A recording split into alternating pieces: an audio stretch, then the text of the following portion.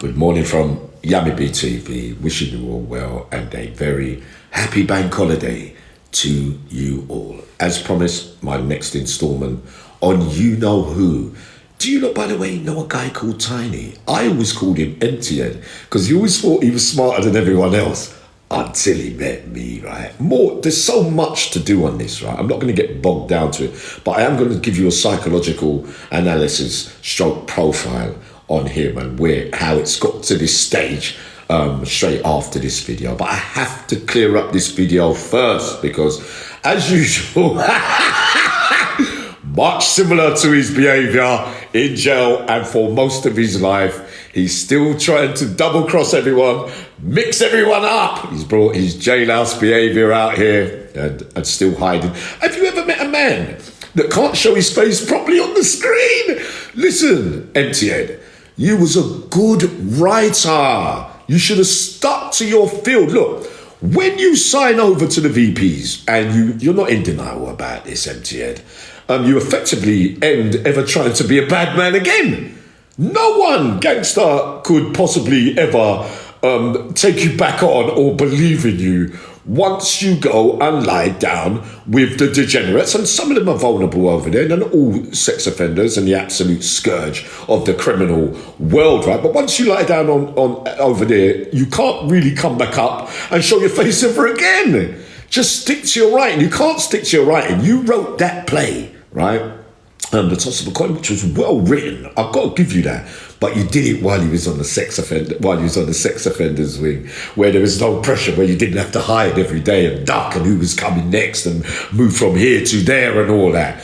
There's no real sign that you've done anything as good as that since you've been out. And you broke all your ties there like you did with everybody else throughout your whole life. The manager that had you for the place and that, you even double-crossed him like you always do with someone else. Even as a straight man now, you see a lot of those, the only posts that you put up when you're with people are with some professional artistic men who believe in your writing and that kind of stuff. But you always go in there with a plan to manipulate, to double cross, to photocopy messages so that you can make content out of it. Notice that you show a lot of messages from people that they've said this and I said that, but you're not showing the bit before and the bit at the end. You're just one stupid boy. Sorry if I go into a bit of yardie today, right? Because I lost my identity during those 14 years of prison, mate.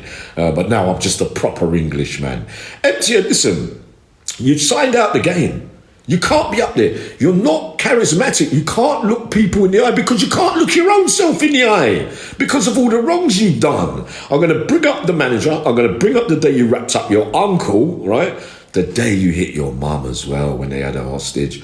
The things you said about Fox. These are the other things coming. And I've got a good one for you at the end of this one as well, right? No, on the next one, right? We'll get some jokes today because in the reality of everything, a living comedian that, right? If anything, he used to be terrified of me. You me three of them thing there, now my boy. You're out there calling people bagging and that. You smoked everything. Look at me now, the living face, boy. And I'm about 10 years older than you. You're looking ugly and unwell. The white coats are coming for you. You got serious mental health. You're just going up there, putting up people's things and coming and think. No one's really listening to you, mate. Trust me, Empty-Head, you got to come out of all this, man. All those men from way back in the day that you had alleged beef with, you're using your platform in later life, right, to get them all back.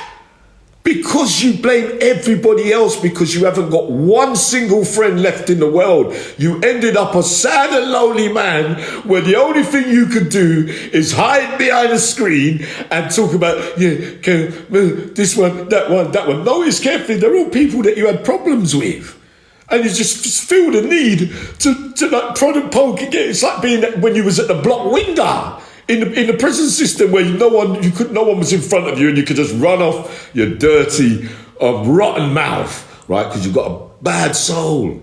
And the evil, you can't come up there and do videos with your face like that. I'm afraid so, Empty. You're not charismatic enough. You're not authentic. By the way, you look, when he does licks his lips, it means that he's lying.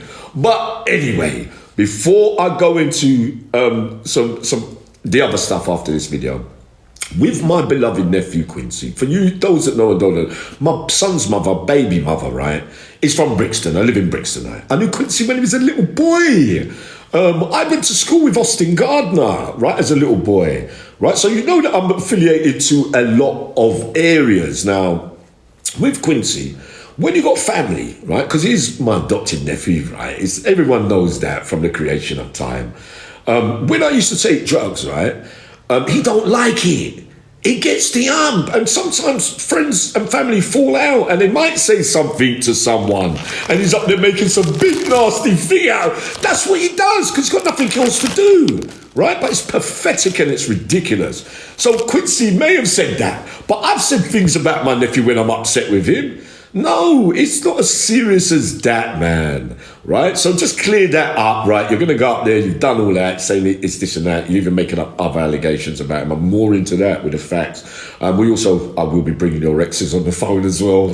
Your relationship with women, boy, what a horrible, despicable man you are, mate. The most hated man in the history of that life, mate. And this is how it ends for you. Now, on the yard, 2001. We're all on the yard in Belmarsh. Quincey is facing Leon Smith, who's against the fence like that. One of my other little nephews, Danny, you even told lies there. Quincey's thing. Everybody's out for you at that time in Belmarsh. You're going from wing to wing to wing. You get out on the yard last as usual after scanning who's out there. You're thinking that Quincey, because of the little link you had, you're not family to him. You knew him from a short while. He always hated your guts, man. Everybody was young once, man. So Quincey's talking to them. You're walking round the yard. I'm with Gary Staggs and Dwayne Daniels, about 5 yards over that way there. It's exercise time. You're walking round like that, and you went like that to Quincey. No, Leon Smith and Diane said to Quincey, why is my man looking at you like that? You got your face fixed up, but as usual, your leg was shaking every time you go into a little beef. You're walking, and they said, why my man like that? And Quincey turned around and said, what's up with you? And then you turned around and said, oh, how you talking to them man there? And I got beef with them. And Quincey said, listen, go and behave yourself, man. Just because you got beef with people, it don't mean that I must talk to them. So you carried on, and then Quincey turned his back on you, and then they said to him again, look, my man's got something in his hand, Quincey, Smith and Diney. Quincey turned round and said, what are you doing? And you started to walk round. Quincey started to walk towards you. You was half-heartedly stepping. And then you went to lift it up half-heartedly. You had a toothbrush and a razor. What a weapon. Oh, God. And before you could even go say Jackanory, boom, you was on the floor. On this occasion, you bounced back up quickly. Your words at the end of that was, I thought we was family. And you run through like you always did, past the screws, straight onto the wing. Does it have familiar rings to what happened with the traveller Tomo that day there? I say it's a feature of the way you took to battle, yeah? Absolute fact. Always facts on Yammy TV, never fiction. I'm coming up in a little bit more. Good morning.